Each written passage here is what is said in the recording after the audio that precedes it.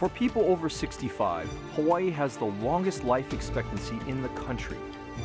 What will happen to you or your parents when savings don't last a lifetime? After residing in a care home for 10 or 15 years, what happens to Kūpuna who can no longer afford to live there? This live broadcast and live stream of Insights on PBS Hawaii start now.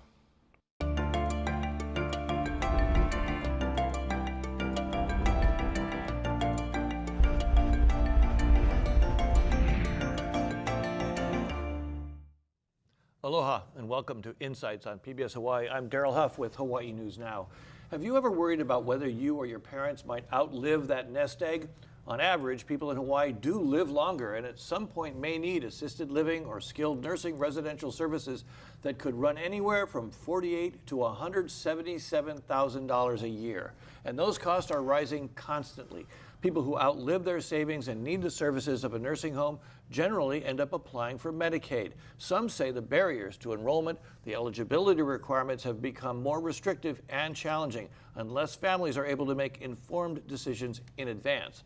Tonight's Insights is the first of two shows focused on this subject. We have with us in the studio community members familiar with the Medicaid eligibility process.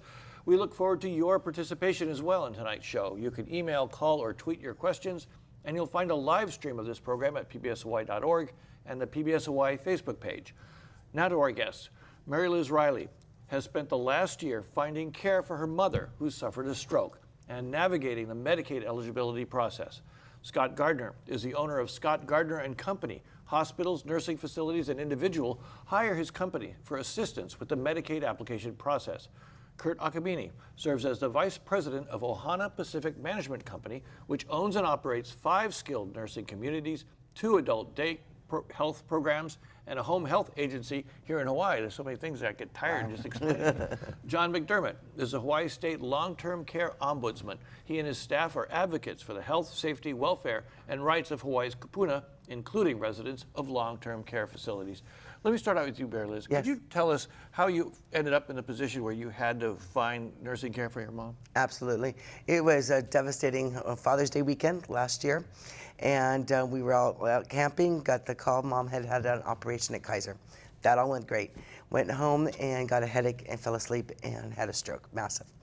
So when we found her 8 hours later, she was taken to Kaiser and lost mobility on the left-hand side, luckily not the right, as I've been told. And we were thrown into a quandrum of what to do. First, are we saving Mom's life? And now, how do we get her the care? And Scott Gardner's office made a phone call to us, gave us information on the process. Mom was a retired real estate agent, no cash on hand, mortgage, maintenance fee. But she wasn't, in terms of, she wasn't destitute. She No. had a pretty normal situation for a retired person. She had her Social Security, and it was just under $2,000 a month, which just covered her expenses. In fact, I bought all the food and stuff. So, yes, she had her asset, and she had a car, but no real income. So she's in the hospital, she's had a stroke. Yes. She's debilitated. Correct. No way to bring her home. No way. So immediately, It was like that. It was what like did that feel like? terror. Terrifying, crying in between the calm Michael Ortiz from Scott Gardner's office, who said, okay, these are the things you need to do. Go find all of these things. Mom was completely independent to that moment. Go find the bank statements. Go do the research. I'm telling people today, do your homework now. Put it in a book. Talk to your relatives. Talk to your family members. Yeah, we're going to go through a lot more of that a little bit later. No, it's okay. You're doing great. It's a lot. Thank you so much. It's terrifying. And thank you so much for telling us your story. I really appreciate it. John McDermott, the state ombudsman on this. How likely is it that someone from our family is going to end up in this situation? You know, is this something that affects most families, some families? Is it something we should all be worried about? Well, Hawaii, our senior population, I think compared to the mainland, is pretty healthy. You know, the weather is nice, people are outside gardening, swimming. We have a lot of senior centers that people stay active. One of the drawbacks about living on an island is that real estate is very expensive. But that means that we have a higher percentage of 2 and 3 generations living in the same house. And the blessing of that is that somebody is home to watch the keiki, and somebody is also at home to watch the grandparent, grandmother, if they start needing some help. So people only place folks in a long-term care facility when they're really desperate, because the needs are really something that professionals have to do. So our community, and I think also maybe just because of an Asian culture, very respectful of our elderly. We don't put people in nursing homes unless it's absolutely necessary. You know, Kurt Akamine from Ohana, you folks own a lot of these facilities. There's this perception in the community that there's no place, that there aren't beds for nursing home patients. Is that true, or is there generally space? Yeah, that's not true. That we have spaces. The opening up, the average occupancy is about 85%, and so there are available beds and room and space for individuals that needing our services. So in a situation that Mary Liz described, you know, if someone becomes debilitated suddenly in the hospital, there will be a place for them, but everybody's got to move pretty quick to get their act together. And that brings us to Scott Gardner and your company. First, briefly describe what services you folks do, and what do you do when you get this call from someone like Mary Liz? Okay, so we're a private, locally owned company, and we provide a service where we provide a hand-holding service where we navigate these patients and families through the Medicaid application process from beginning. Are there a lot of companies like yours? There's a couple of companies Just a on couple. the island, yes. Yeah. Okay, and go ahead. So what? There's this navigation. Like here, you got a family member calling. Are you able to get them placed pretty quickly, or they end up sitting in a hospital for a long period of time waiting, or what happens? It's a two-pronged approach. Our specialty lies with the Medicaid application itself, and then we would tag team with the hospital social worker who is doing the discharge planning. So in connection, we'll do the Medicaid screening, and if Medicaid looks good, we'll let the social worker know it looks promising, and this is our target date. And then we'll also call the or the potential accepting facility to let them know that we've got the referral, the application looks good, our target date is, for example, March 1st. Okay, so let me get back to Kurt Akamine. Describe what a facility like yours does, a nursing home. What is the care? We have a slide that I'd like to put up that describes what different levels of care are, because one thing that people should understand is that you can't just pick and choose where you're going. It depends on what you need. So first of all, if we look at this, we've got a line on this in the middle of the graph that says nursing home, and it says maximum assistant, lifting, bathing, toileting, bedridden. What does that look like when a patient comes in? What sort of, are they literally in bed all the time, or what's it like for the patient in your place? Generally speaking, when a person or a patient is looking to utilize our services, they have to meet a certain level or have to be a certain level of dependence. So perhaps they struggle with toileting or bathing or eating. So it could be one of those things on the list, or two of those things, as opposed to all of them on the list. Okay, that's I wanted to understand that. And so we use the term ADLs, or activities of daily living. If they struggle with functioning, might be grooming, clothing, as I mentioned, feeding or eating, they may need our services. Let me ask, so Mary Liz, Yes. your mom, what kind of condition was she in when she went into the nursing home? Oh, terrible. Couldn't move the left-hand side. Couldn't bathe, couldn't eat, couldn't drink, I mean, they had her on the thickened food with no taste, but basically the swallowing. Did you at any point consider, oh, maybe we can work together and take care of it at home? Or did Oh, impossible. Okay. Yeah, no, I'm a very large woman and proud of it. I'm just saying, but mom was too. And what happens with that is you're physically unable to help. But through the rehab facility and within where we went to Halinani through the efforts of Scott Gardner's office, we were able to navigate through there and to get she can eat great now. Uses the right side, but still can't bathe, can't stand up to stuff. So she's probably been there for a long time. Okay. Scott, let's go back to this slide a little bit and walk me through from the bottom to the top here of these different levels of care. So, and what are these organizations? So a care home, now you've explained to me tonight, I'm learning, is the big houses we often hear about, the arch homes, Yes. often run by a person who lives in the home and takes care of, and it says on this thing, that's a cash deal. And what kind of people are generally in these care homes? What kind of conditions? Yeah, so these clients who enter the care homes are more ambulatory, more high functioning, maybe some memory issues, but for the most part they can use a restroom on their own, bathe themselves, feed themselves. They just need to be monitored. And this setting, Medicaid does not honor. I like to simply say that they're too healthy for Medicaid, so therefore it's only cash only. And is that something that people will advise you, oh, you're not going to be able to, this is the level you should be at, or you get advice about that, or is that just a personal choice as opposed to being at home where other people are taking care of you? Yeah, sometimes people will look at care homes as the immediate route to go, or maybe when discharging out of a facility, there's maybe lots of vacancy, so easy to go to. But the misconception is Medicaid does not honor that level. So if a person runs out of money, or before they run out of money, they got to go up to a higher level, which is one step up, which is the adult foster. Okay, that's sort of a cart and horse, and any of you guys can pitch in to help understand this. That sounds like sort of a cart and horse thing to me. Like, okay, I'm at a care home, and I'm running out of money, but I'm still the same level of health. How do I move up to the next level if I'm the same condition I was? It's usually the opposite. It's starting at the hospital and moving down. Okay. Somebody has a stroke. Somebody fell getting off the bus and they broke their hip.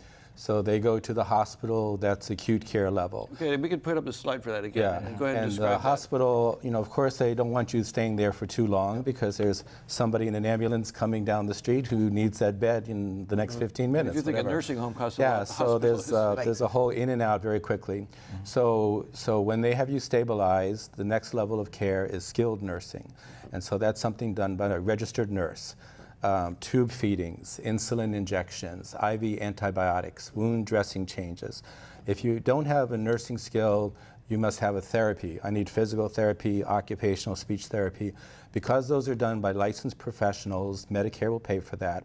That's called skilled nursing. Is that usually and I apologize for interrupting, but is that almost always an outpatient situation? No, that's in the nursing home. A rehab facility. Rehab is done in nursing homes, and we have Rehab of the Pacific. Right. They generally focus on folks younger, not really seniors. They do car accidents, brain trauma, hit injuries, things like that. So these categories are not completely exclusive. Like you won't be, you might be in a couple People of these can move categories. up and down. You get better, then you had a stroke in the middle of the night, and now you're skilled nursing. But generally, you're getting therapy, you're getting stronger, you're improving. At some point, your level might become intermediate care. And so now that's something that's done by a certified nurse aide, a CNA. So I need help with bathing, I need help with toileting, I need help with grooming. We're not going to use an expensive registered nurse to take you to the bathroom. We're going to use a CNA for that.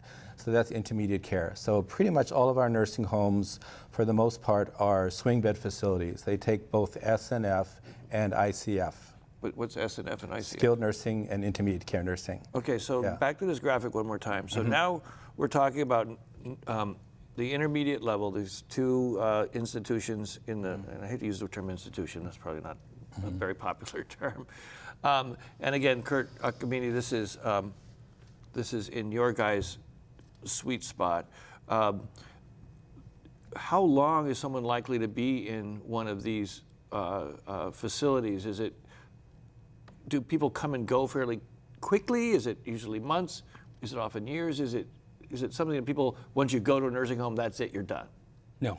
Okay. Typically, if someone is coming for a short stay rehab, perhaps a stroke or maybe a heart condition, our average length of stay in the industry is about 21 to 30 days. Perhaps they're elderly, they're 80s, pushing 90s, and they really need long-term care. On the average, the length of stay there is about 6 months. Some will stay for 16 years, some will stay for 16 months. It varies on that. But to speak into what John was saying, the ICF or intermediate care and skilled nursing or SNF, those continuum or those level of care happens in one facility. So, as an instance, for our facility, an individual might come in skilled nursing, so they had a stroke, and so we'll provide intensive care services such as rehab, tube feeding, or IV antibiotics, and then they get better, but they still need additional services for their activities of daily living, their dressing, their grooming, perhaps assisting with feeding.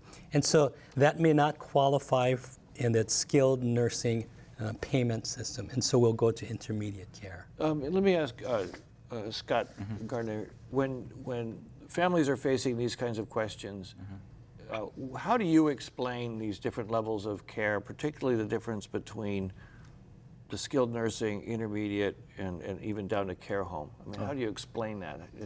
What do people ask you most of the time? Okay, great question. So from top down, after a patient stabilizes in the hospital, their insurance will pay.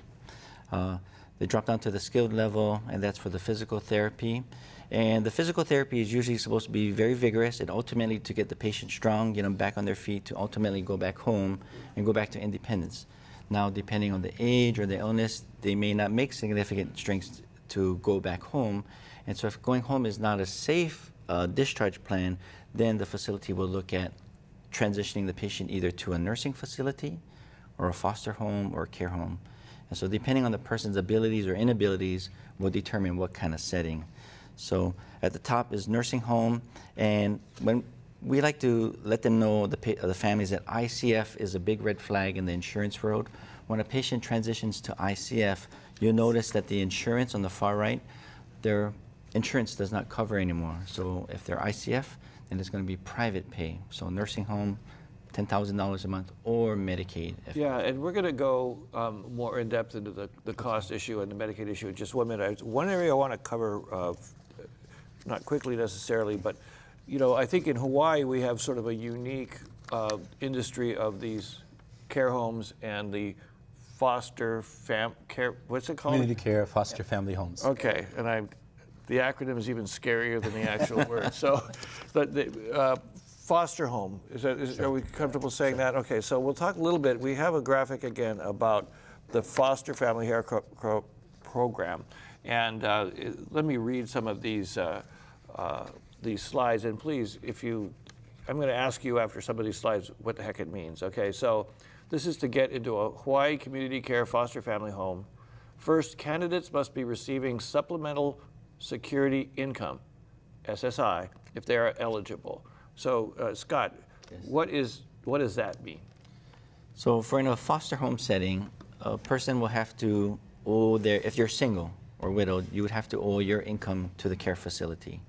If you have low income, then you would have to apply for SSI, which is a Social Security supplemental boost, essentially. Okay, so even though our graphic said you need to be on SSI, that's only if you have a particularly low income. You can actually pay if you have money. Correct.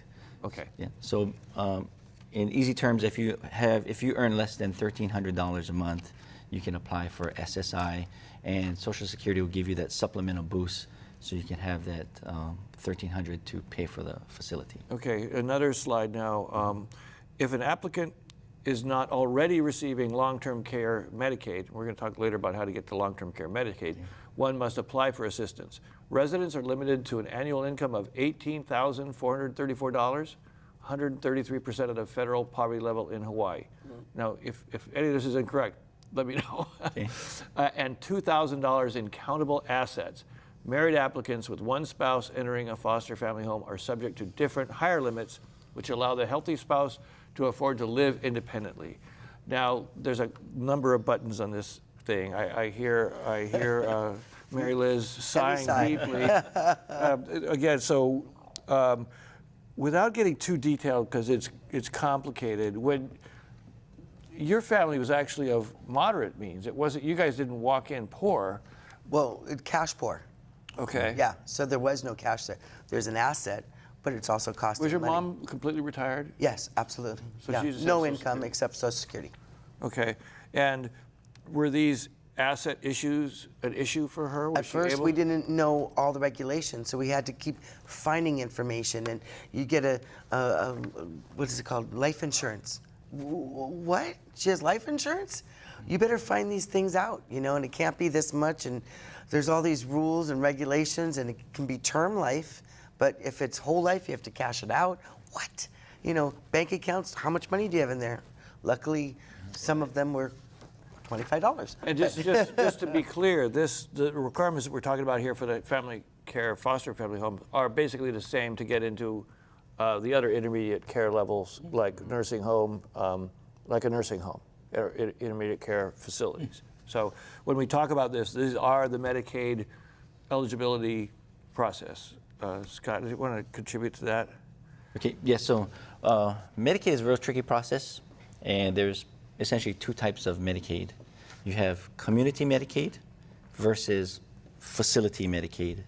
So how we all live at home, the criteria is much different versus when you enter a nursing facility. I'm not sure if we have the chart on the income and the asset chart. I don't come up believe we later. have an income and asset chart. It's going to be a general idea. It Okay. doesn't. Yeah, people aren't going to be able to take notes as we're talking, so just give us a general idea. Okay. If you are at home and you need Medicaid, the income limit is 100% federal poverty level. So for a single status person, the income limit per month is only $1,155 per month. Okay, so if I've got a Social Security check that's bigger than that, I'm not able to get Medicaid. Correct. You won't be able to get community Medicaid at home. Okay, Oh, you're okay. young. I mean, you're healthy. You may have some health issues, but you're still physically at home. So not eligible for community Medicaid. Okay. But if you transition physically into a nursing facility, Right. ICF, nursing home, or a foster home, then there is no income limit. I see. So when you were talking, just so I understand, Yeah. when you were talking about community Medicaid, that's the Medicaid that we often hear about. That's basically for people with lower incomes. Yes. That basically helps cover, like they may have Medicare, but they have low income, so they also have Medicaid. Correct. Perfect. Okay. Perfect. All right, because those are called dual eligibles, I Yes. remember from a Yeah, past yeah, life. Okay, so now we're talking about like a different kind of Medicaid for nursing homes and foster care homes. Yeah, and we call it long-term care Medicaid, Okay. whether a nursing home or foster home. And you could get that even if your income is too high for regular Medicaid. Right. So your income, your monthly income is not enough to pay for the care. So the deal with Medicaid, when you qualify, Medicaid essentially says you're going to turn majority of your monthly income over to the care facility. All you get to keep is $50 a month for personal allowance. If you have a secondary insurance, pay your premiums, and then after that you sign over the balance to the care facility. Medicaid picks up the rest of the tab. You know, Kurt Nakabini, you did a good job earlier tonight when we were chatting about explaining in sort of a pretty layman's term of why that makes sense. So could you probably help me with that? Whereas that you're giving money, but the government's putting in some money, and you're getting a little bit back out. How is that all figured out? Why does that make And sense? the Medicaid program, essentially, it's set up where you as an individual pay all you can. So let's say your monthly income with your pension is $2,000. Pay that amount less $50, and the government or through Medicaid they say we'll cover the rest for your stay. And so if the average long-term care cost is $12,000, so we'll cover the balance of $10,000. So many people say I have to give them the money. I see it differently. It's pay all you can and we'll cover the rest. It's a good program. So essentially, that's the rationale of why it's so complicated, is because it's very individualized. Correct. And the portion that a person would owe to the facility is known as a cost share. So you have to pay a share of the cost. Medicaid will help you out with the difference. And unusually, like if I had a medical issue and I had my medical insurance, they wouldn't say, well, how much is your income and here's how much you have to pay. But when it comes to nursing home care, that's exactly what they're doing. Correct. Is that fair? But again, if you have a spouse out in the community, Medicaid does take that into consideration. So your cost share to stay at that facility could be quite low if Medicaid determines that the spouse needs, a good chunk of your Social Security just to survive in the community. Okay, so let me, we've gotten a number of calls now, and I think that all of you will be interested in hearing some of what the questions are, and I want to get through these, and I really always want to respect our viewers. Thank you very much for calling in. Larry says, the problem is that many of the really unhealthy are truly poor who can't get the help to even start this process. What do they do? John, I mean, that's a really good question. Actually, it is a good question. You know, we have a lot of folks who, from the mainland, they come here and retire. And so in the process of living here for years and years, they may lose contact with their children. And so now maybe they're living by themselves. And earlier we heard about how important to get all that paperwork together. Well, the children on the mainland are clueless as to, you know, how much mom did mom have and what assets, and I don't know how to help. So, you know, somebody has to do that, and that ends up sometimes being Medicaid itself has to try to make a best guess of how much money this person has. So it is very complicated. And people don't really even think about this until you have that stroke, and all of a sudden your life has just changed that quickly, and what do we do, you know? So the calls that I get are usually people with panic in their voice because this just happened, and so yeah, it's very complicated. What I was curious about is, are there social workers enough? Because I know that, you know, the Medicaid plans have social workers and care managers, and the state has social workers, and the hospitals have social workers. I mean, is there, Kurt, let me ask you this question. Do you feel like a lot of the patients that end up coming to your facility are getting enough advice before they get there, or is it pretty much everybody sort of, their heads are spinning when they arrive? Depends where they're coming from. If they're coming from a hospital, say they went to a hospital for an event, they'll generally be presented to us with prepared, typically. Because the hospital is... Correct. Went through that. They use Scott services, and so they're So even ready. for a very, very poor person, getting back to our viewer's question, that's usually taken care of? Yeah, they at the hospital, they've been navigated through that system. And there are times when they come from the community, they just realize caring for their mom or dad is just getting too much.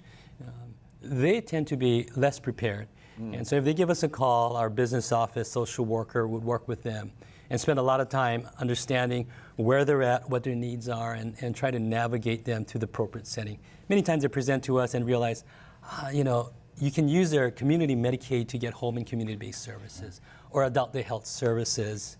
And then we realize some of them we really need long-term care services. And then we'll walk them through the process, and perhaps they'll need Scott services or go to MedQuest's office and apply. The biggest mistake I think people make is they think Medicare will pay for everything forever. Huge mistake. Because it's been around since 1965. And everybody, it's taken out of your paycheck. We've been paying for it all our lives. I've And been you working think you're 30 covered. years. I'm covered for 30 you're done. years. That's fair, isn't not. that? And then you find out that, you know, first you've got to be in the hospital at least 3 days. You have to be acute care, and you have to be skilled nursing. And so even if you get that, then they think, oh, I get only 100 days. Well, you don't even really get 100 days because it's only 100 days if you stay skilled. And it's not 100% for 100 days. This is the hardest part that people don't understand. It's 100% for only the first 20 days. On the 21st day, that's when you have to pay part and Medicare pays part. And if you have... You did lose me in here. Yeah, see, okay, that's what I mean. And I was paying attention, I promise. What 20 days are we talking about? The first 20 days that you're in the nursing home, if you are skilled nursing, Medicare pays 100%. Oh, so of the bill. Medicare does pay? Yes. For 20 days? 20 days, 100%. But on the 21st day, Medicare pulls out a little bit, and your coinsurance comes in and starts paying part. If I have a second. If you have a coinsurance. If you don't have a coinsurance, you got to pay out of pocket. And if you just got a hole in that pocket, there's no money anywhere, then you need to apply for Medicaid. So people who get 100 days could be on the 21st day, they could be Medicare coinsurance, they could be Medicare private pay, or they could be Medicare Pending. and Medicaid pending, yeah. But not 100% for 100 days. So after That's the most after the confusing part. on the 21st day, their copay It's $167.50. alongside of their Medicare. Yes, if they're using their Medicare benefits. I'm just trying to decide if we're focusing. I realize this transition is a shock, and I want to ask Mary Liz about that. But I wonder if we're focusing. I mean, the average person, are they navigating that, or are the facilities sort of? Well, the helping social worker is usually helping them with this. them? 'Cause this is the scariest thing I've heard so far. I'm like, Yeah. oh, Well, you know, also because the resident most likely a senior, so the spouse is probably a senior too, and so you cannot be going too fast here because even for somebody who's pretty sharp, it can be confusing. So yeah, so I it's wouldn't very even call myself complicated. sharp. Well, even the We're- kids can be a senior almost. You Right, know? well, Yeah, I mean, exactly. I put myself in that. Somebody's Well, 90, their kid is that's- but- 70. Right. And even that $167, I mean, that's like $4,500 on top of all their normal expenses. If they own a home, luckily with Medicaid, you get to have an asset, and you guys can talk about the exact details. But that asset becomes a huge burden. Are you going to take away mom's home? To be able to pay for the care, or she doesn't have any hope? She's never going to go back. You're just like. Well, it's and terrifying. the other problem that we face is that, as I said earlier, you have many homes with 3 generations. Okay, so the advantage, the mortgage is probably paid off, and grandma's Social Security check is maybe also helping to keep the boat afloat. Now she's in a nursing home. Now her Social Security check goes to the facility, and the family is saying, well, wait a minute, that Social Security check was helping to feed us because we're maybe struggling, or our salary is not so good, and so sometimes families in desperation will take the resident out and bring them back home because they need the Social Security check. Just because you have grandma doesn't mean the rent went down, and we're not interested in taking in a boarder. Let me ask this. people Yeah, let me struggle. ask this question because it's one of our viewer questions too. What happens when your parents also live out your savings? Yeah. This is a very real issue Nothing in left. Hawaii, and our legislature needs to address tax credit for family caregivers. How much support is there for? And Scott, I imagine you could answer this question too. From Medicaid for helping keep a disabled senior in particular in the residential home. I mean, from what I recall, there are a fair number of services Medicaid is willing to help pay to keep that person in the home. Not much, not much. Limited program, but there's a thing called caregiver burnout.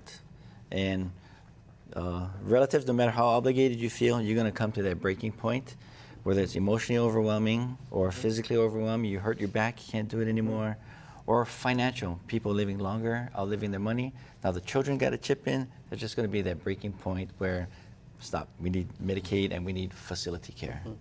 There is, by the way, support for people at home. We should talk a little bit about Kūpuna Care and the Aging and Disability Resource Center, ADRC. So all 4 counties, their Office on Aging does have an ADRC. People can call that number, and a caseworker will kind of assess what type of support services can come to your home to keep you out of an institution. So, bathing services, chore services, adult daycare programs, respite care, and those things, our legislature has been very generous in providing the funding for that. So there's not really a fixed fee. People donate, let's say, what they can to pay for those services, but if you are financially really strapped and feel that you can't contribute anything, then you're not forced to do that. So we are very lucky in Hawaii to have those kinds of services. Let me ask, this is another viewer question that goes right to this point. It says, are we doing enough with our education programs here in Hawaii to prepare future caregivers to assist with Hawaii's aging population? Let me ask Kurt Akabini, do you see families really struggling with, can I keep my family member at home like John was mentioning, is they'll take them out of a facility. I mean, is that really a realistic thing to do if someone really needs to have this kind of care? Is that something that can be done in a home? Yeah, it's an individual choice. I mean, there are some that feel obligated, some just their relationship with their parents or their spouse, that they want to do all they can. The scenario that may happen, as Scott alluded to, this is burnout. Sometimes the service or the care that an individual really needs is an emotional support. But if they are so physically drained by caring for their loved ones in the home. They cannot. They just physically, it's impossible to give that emotional support. And that's what we try to say, the realistic, we try to give them just the realities of it. Hey, let us take care of the physical needs, the clinical, the medical needs. And we just partner with you, and you come in, spend that quality time, things that will bring them joy and happiness and fulfillment with spending time with their family. Is there an option of just having someone come and stay in the nursing home for a period of time and then taking them back out, Sure. taking them home, and then bring them back to the nursing home? There's respite care. Even under Medicaid? Sure. That's okay. Okay, now we've got quite a lot of calls about eligibility, and we've got about 20 minutes left. I told you this was going to go fast. And so let us go through some more of the eligibility issues. Right now, we have another slide about, it says, the applicant must need the level of care, and this is, you guys are going to have to explain this to me because I'm confused. I think I'm getting it better. An applicant must need the level of care typically provided in a nursing home, which must be validated by a physician. A physical examination by a doctor is also necessary in the month preceding acceptance into the program or within 7 days following acceptance. Mary Liz, was that an issue for your mom? It sounds like she pretty much qualified Well, for she that. went in and needed the immediate help, and within 5-6 days, I mean, Kaiser needs that bed, you know, and Oh, so that's just how. there's plenty of doctors around willing to certify people need to go in a nursing home? Well, or is she that needed it. competing? I mean, there was no question about it. But the other problem is that what you guys were just touching on is, yes, bringing someone home, but that also means that you're not going to work. So I didn't work for 5.5 months, put a huge toll on my family, because of a stroke victim is so different than Oh, so you were at the nursing home? every day, Oh, I see. every so single your, day. Your slide is referring to foster homes, and your mom was in a nursing home. Nursing, yeah, Hawaii Nani. But I think what the slide is trying to point out is that foster homes are mini nursing homes. It's And the you same have level to of have the care. doctor to Right, I see. Oh, I see. right. So it's not a care home. It's a mini nursing home. And they don't take more than 3 people. Yeah, that's correct. So for long-term care Medicaid eligibility, what sets the tone is meeting the level of care. Got to be minimum ICF, intermediate care facility, and that's notifying the state that the person medically meets nursing level. Okay, I got another question from a caller, and this is starting to get toward the area we really wanted to talk about is eligibility and misconceptions and fears and confusion out there. So caller gets Social Security, I think we scared this poor lady, or poor guy. Caller gets Social Security of $1,160. Ooh, he says, $5 more than the $1,155 limit for Medicaid. Does the $5 a month stop him from getting Medicaid? Correct. Unfortunately, yes. The bad news is yes. Medicaid, or the state of Hawaii, they look at gross income. No other factors. When you apply, they want to know what is your gross income. And if you're at home in the community, it's a barrier. So that's about community Medicaid. Yes. That's not nursing home Medicaid. Correct, correct. So I think that might be what he's nervous about. Nursing home, it's $2,000. Okay. You can have up to $2,000 as a single or widowed person. But then there's this bank account. blending Yes, of sources of money that you guys are talking about, right? So they might let you keep the $2,000, but you've got to put the rest into the nursing home. No. No, okay. You still have to contribute because you're the one who's receiving the care. Okay. Okay. So I could end up giving all that $2,000, Yeah. and then only getting $50.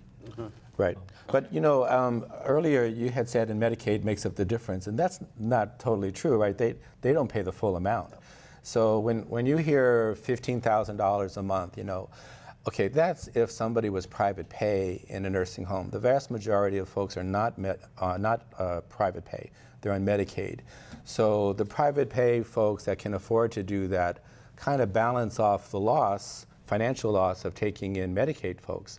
I mean, if you only had Medicaid folks, you'd really have a hard time surviving. So thank you, John. I mean, what John was saying is nursing facilities such as ours essentially subsidize every Medicaid patient. What we get paid through the Medicaid program does not cover the cost that's required to provide care for the patient or the resident. So, Mary Liz, this is, again, we talked previously about your mom had her Social Security check.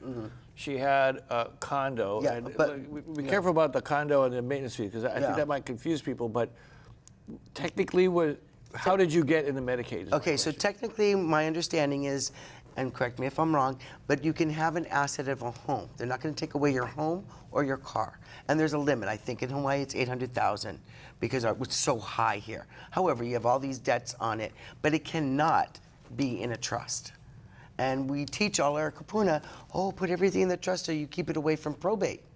But that's not how it works. They want it right there because they're going to put a lien on it until you leave the facility. And if you go home for 24 hours, my understanding is that the lien is taken off. But it's very technical.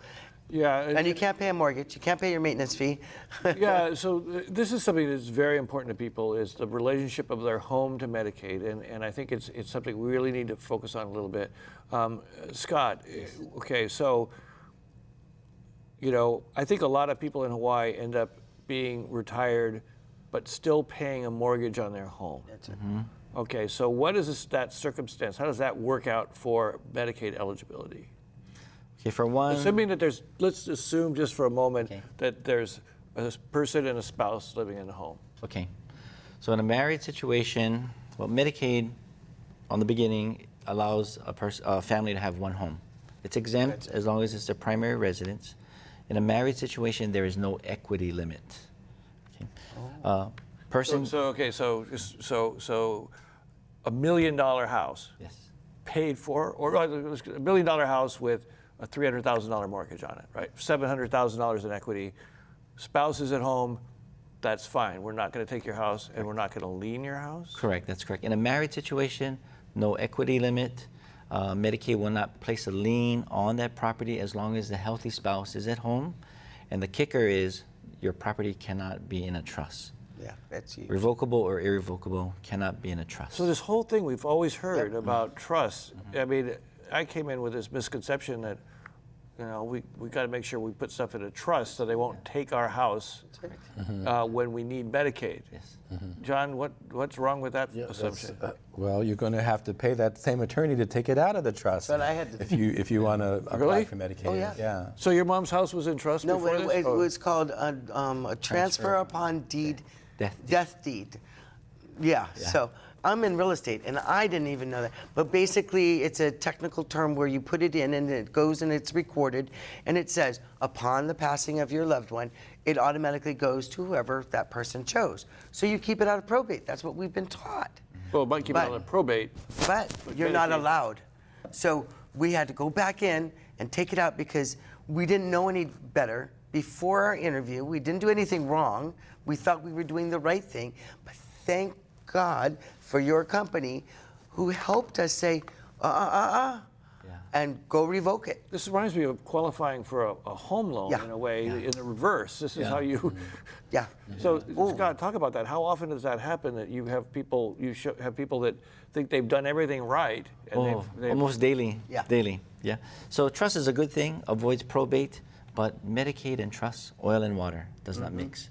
And what it boils down to is the state is always wanting to place a lien on the person's home. And when it's in a trust, it blocks the Medicaid lien. That's just the basics. What's a lien?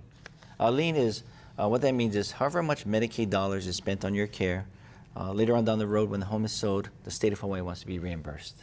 I was shocked to hear that. I had no idea that the state could go back and get money from people that they gave Medicaid to. I mean, do they actually collect it? I mean, do we even? Yeah, I'll ask that question tomorrow. If you're single and you qualify for Medicaid, within a couple of weeks, you'll get a letter from the state saying that you've qualified. We understand you qualify for Medicaid for long-term care, and a lien has been placed on your property.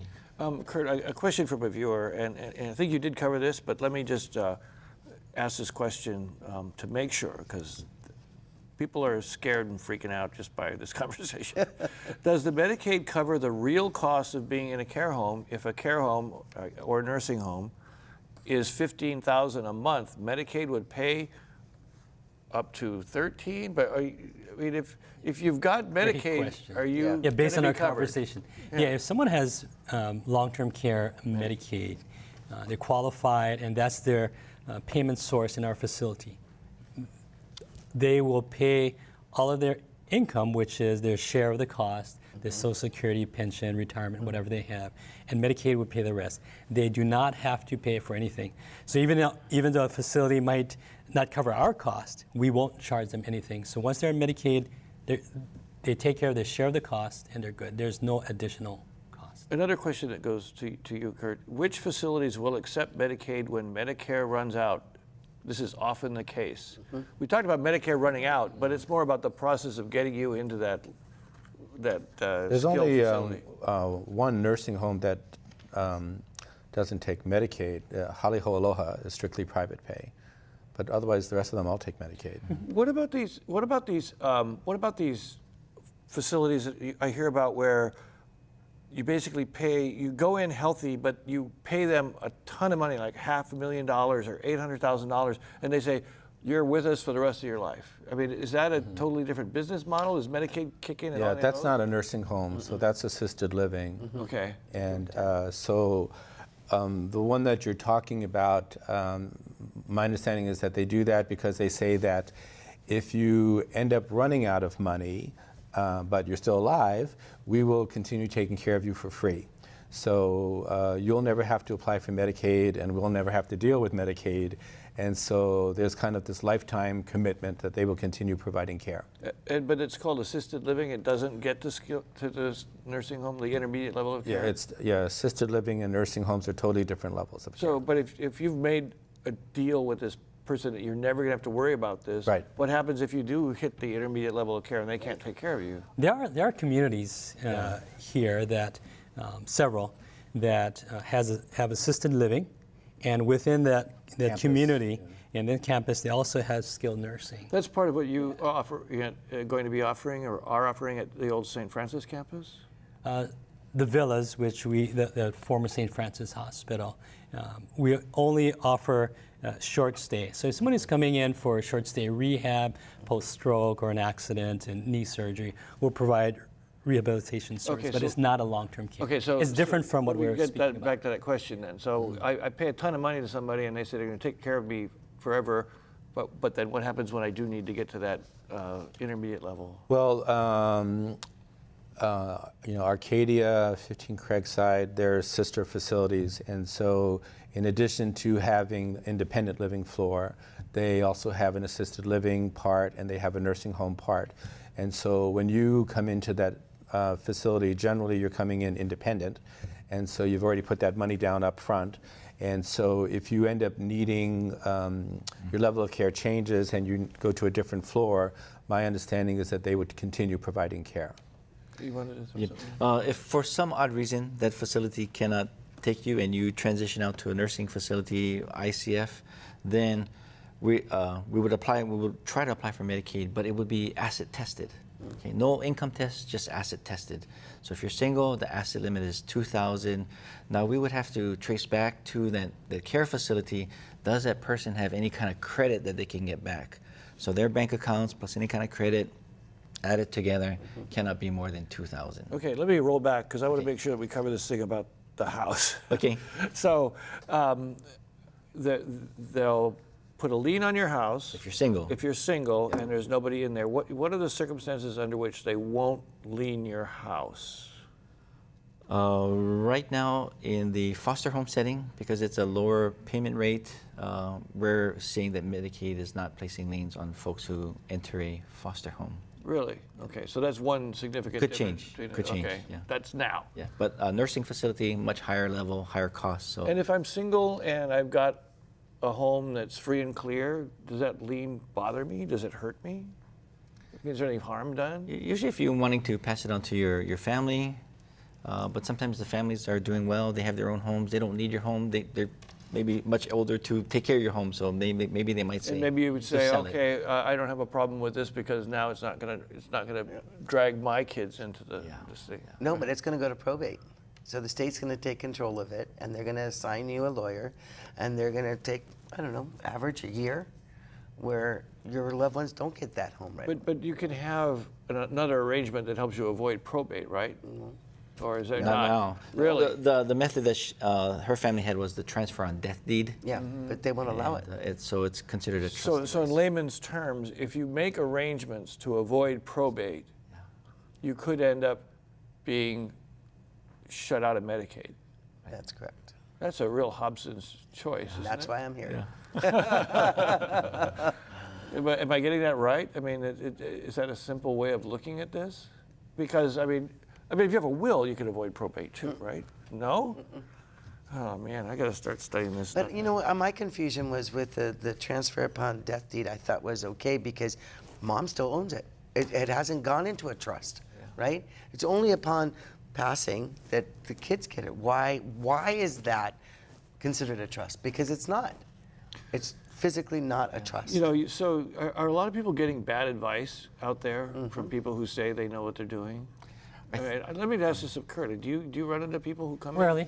Rarely. Okay. I think most people come and present and they really want to be educated. Yeah. We'll provide that.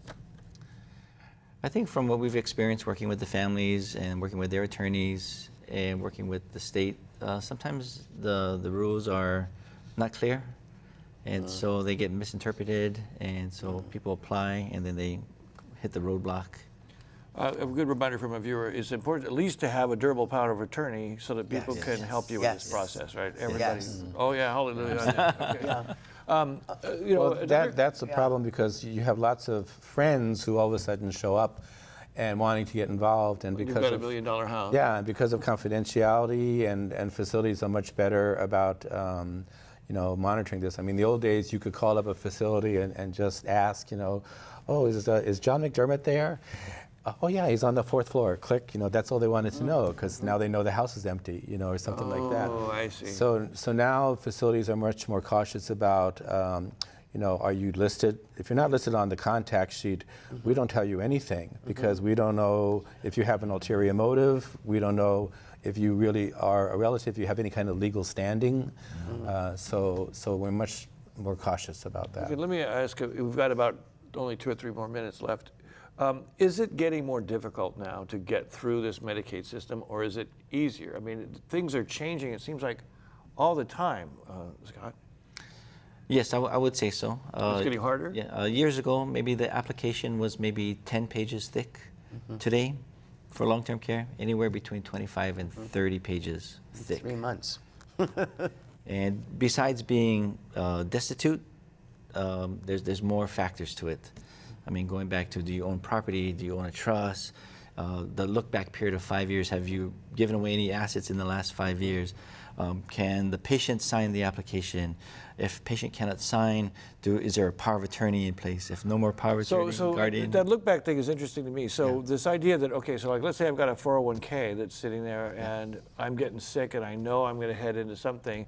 I can't just start writing checks to my kids every weekend to just clear it out. They will catch me on that and they will go after my kids. Yeah, the 5-year look back, what that means is the day that Medicaid receives the application, if you turn it in today, from today, 5 years back, in the last 5 years, did you or your spouse freely give away any assets? So it's gotten more difficult.